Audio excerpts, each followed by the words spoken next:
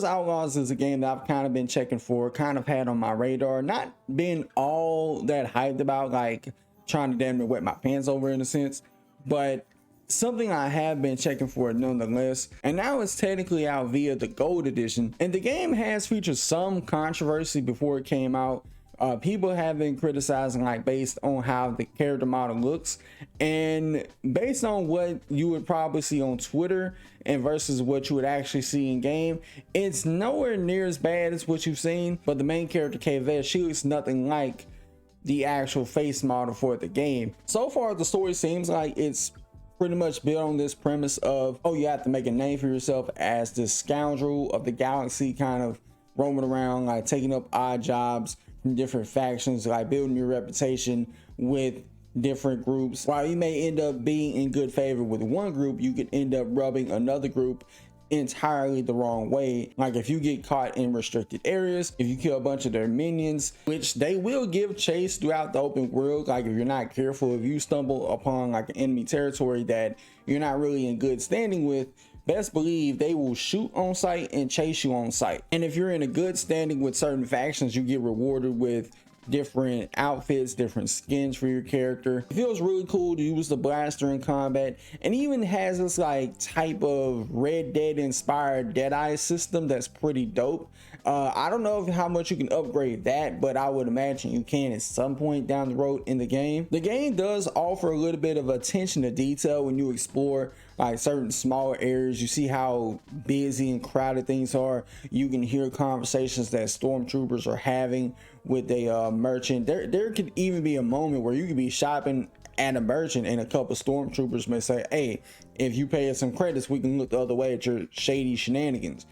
And you can kind of choose to kind of intervene, pay the credits, or just not do that at all. But it's small things like that that to me will make this game that much more immersive. Even though the story is built on the premise of trying to make a name for yourself across the galaxy, it's really just that. Like, I would say that the first hour is probably the most underwhelming I've ever seen in a Ubisoft game.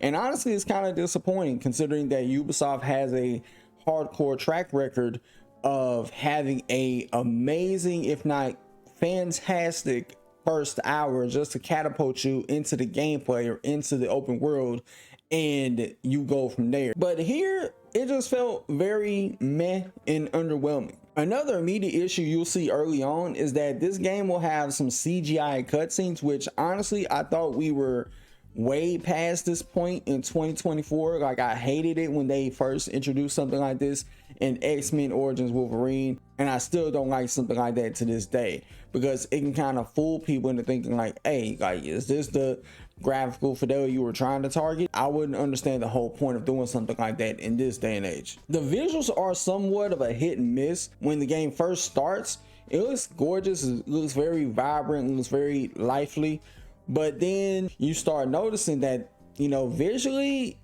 it don't come off like it's really there. It kind of comes off like it looks muddy or grainy in a sense. Same as if you go traveling like different parts of the open world, it's gorgeous at times, almost damn near breathtaking. Just very inconsistent visuals across the board. I'm not sure if this is really an engine issue. Maybe, just maybe, Ubisoft needs to just get rid of the Snowdrop engine and just either come up with something brand new, or to try to switch to Unreal if they can afford to do that. The open world aspect of this game, I feel like, is another weak point with this game as well.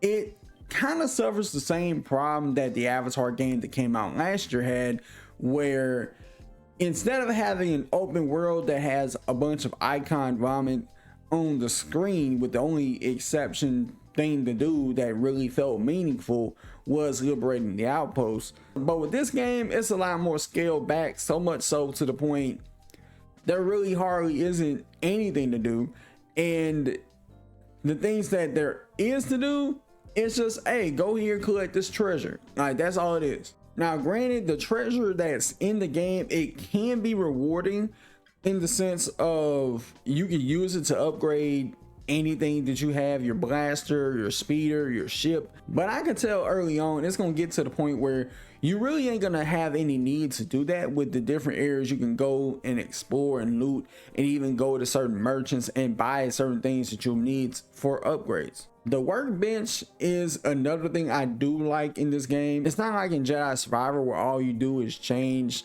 the appearance of your lightsaber. With this, you can actually equip and craft upgrades for your blaster that can definitely come in clutch when you're encountering some tougher enemies. And I found the abilities to be laid out in somewhat of a cool way, where they're kind of like listed down as challenges in a sense. Like, if you take out 3 guys silently, you end up upgrading this thing to unlock a new skill. And to unlock these abilities, you have to meet certain people throughout the course of the game. Some of these abilities include you being a good talker. The only other positive thing I will say about this open world is there will be these random events that will occur where you may get a call about a pirate raid that the Empire is about to intercept, and you can go to it and just take everybody out and just take the loot for yourself. And you may have others where you get challenged to a speeder race. Overall, I do think Star Wars Outlaws is a good game, but more so of a safe Star Wars game. It's not doing anything crazy. But I wouldn't be mad if Disney said, you know what, we don't want to work with Ubisoft no more, and want to explore other options in the sense of who to find a better suitor to make a Star Wars game. Also, there has been an issue that's been going around of players having corrupted saves when this new patch came out for Star Wars Outlaws, that I believe they said is supposed to go live as soon as tomorrow. So hopefully Ubisoft fixes that. And that's something that they address rather quickly, given that this has been an ongoing issue for the last couple of days, and we really seen or heard no response officially from Ubisoft themselves, is somewhat concerning and gives people cause to pause. So with that being said, y'all let me know what you think about this in the comments below. If you enjoyed the video, hit the like button, subscribe for more content like this, and I'll see y'all in the next video. Peace.